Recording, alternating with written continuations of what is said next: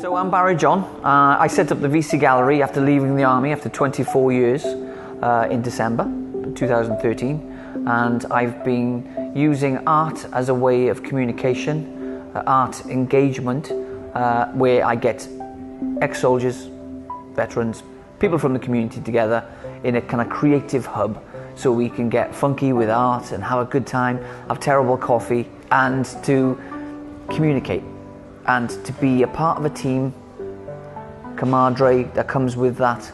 People are suffering with any kind of illness, PTSD, any kind of social exclusion. If they're feeling down, depressed, then at least they've got somewhere to come as a small little hub, a creative hub, and to be able to use it as a signposting tool. My anger issues started, I think, from scenarios in Iraq and Afghan, but also when I come out as well. I think it was a lack of education, lack of job opportunities, no one there to give me that opportunity to prove that I could work. It's just, I bottle things up. So rather than letting anger out like everyone does, I keep it inside. And eventually something triggered it and caused it to kick off. When I was made redundant, there were a lot of issues with finding work because of the criminal record. So then I was pointed in the direction of Barry and just come down to have a chat with him, and he got me involved with helping around the community and a lot of volunteer work, and also getting a lot of the issues down on the canvas. We got out through the community. We were helping with young carers, help with the aged, and just getting out and doing bits and bobs around the community. And then eventually a company come in with a couple of clients, which is a care company, and they loved my way of working with the clients. They liked the fact that I didn't look at them with disability. I treated them like everyone else is treated, and it went from there then. Eventually I found work. I'd done my CRB check, I was open and honest with them about my past, and they gave me the chance then. The art is probably only 10% of it. The art is the fun and getting engaged, but using it as a tool of communication. So we can have a bit of fun, we can produce amazing funky art, look at art history, but also then being able to talk about anything that might be going on in a confidential way, where we can look at signposting to other organisations that can make a difference in their life, or they might not have thought of. So for example, if I've had someone that's come to the studio that has been suffering from depression for quite some time and has done pretty much nothing about it, the family situation is starting to get worse and worse and worse, alcohol comes on board, possibly drugs, then it's a position to say, look, you know, do you think this is the way forward? Should we have a look at other organisations out there? And there's been many times that people are so entrapped in their own life and their own conditions that they don't think outside the box, and that there are organisations out there that can help them. And what the VC Gallery does is use the location as a conduit to get other people involved to help that person individually. My name's Paul, I'm 21 years old. And I've been diagnosed with ADHD as a child, and this is my story. Basically last year went into the army, pushed 4 years to get in, came out within training within 3 weeks because it wasn't for me. I've struggled with a few things, you know, through my learning difficulties and all that, because I struggle with simple stuff. So came out and went down on a bit of a low where I was cutting myself. Tried to top myself once or twice. Came down to see Barry for help, which is the VC Gallery. He got me to do a bit of art to occupy myself and help me with my CV.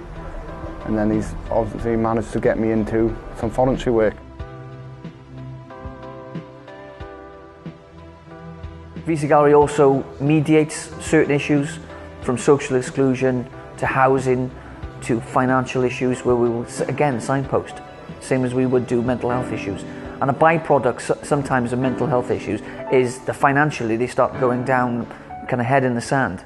And if we've got like-minded people all working together as a community with core values like they would have had in the military, selfless commitment, loyalty, integrity, you know, honour, all these things together, they're used to these before, so we're just tapping back into it and giving an opportunity to get together, like I said, as a community, bit of fun, you know, not too serious, but also the serious underlying thing is we're helping each other out. My name's Dave Owen. I'm the local PCSO for Haverfordwest Town. I've been doing that for about 7 years. I've known Barry probably for about 5 years before he set this up. So I kind of got involved in the early stages of it. And you know, from the get-go you could see what a positive thing it was, because a lot of the people he deals with have come through our system. And because this isn't a sort of, you can see for yourself, not an institutionalised sort of place, it's very informal, very relaxed, and it's out of the ordinary. People who come here feel that because previously they may have been dealt with in custody suites or in hospitals and places like that, which are all very formal, very clinical. Here, very relaxed. And you can see it in the way they start to behave shortly after they start coming here.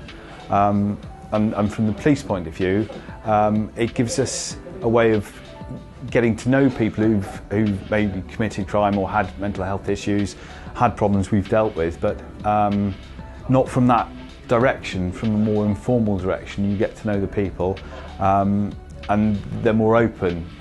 You can then find out what's wrong, and then if there are further issues or they have lapses, because it's a known face or that they know you, oftentimes that will stop anything from actually occurring, and you just sit down and have a chat for 10 minutes, and instead of an incident happening, or they, you know, get in a fight with somebody or lose it or go off missing, you spend the whole day, you know, a phone call or a chat with somebody they know, that's it. So, you know, it's a useful tool and a helpful thing. It's not occupational therapy what we do. It's just about art. It's just about art and being together as a community, helping each other out. And if we can make a 1% difference, that's pretty much more than they had before they walked through the door. But it's being welcoming and to have a place to come if they're feeling down. Like I said, it could be just a cup of coffee. There's people that come to us that don't want to go and seek extra help, but they know if they do need to come somewhere, they can just come down and have a chat.